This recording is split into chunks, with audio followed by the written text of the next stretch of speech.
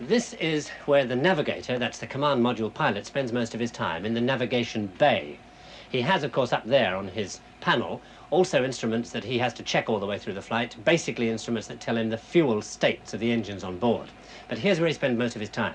And he spends most of his time looking through a sextant and a telescope up here. You navigate in space using those instruments like this. You line up the instruments on a star, and when you've lined that up, you press the button and that information goes into the computer. And the computer then says, yes, I agree, that star is where it ought to be, therefore we're on course. It's useful that the computer can check that, because on Apollo 8, they once lined up the instruments on a blob of urine that was floating not too far away in space, and the computer said, don't be worried, we're not in the wrong place, that's not a star, that's a blob of urine. This is the only part of the spacecraft that you can actually stand up in, because it leads to the docking tunnel through to the lunar module.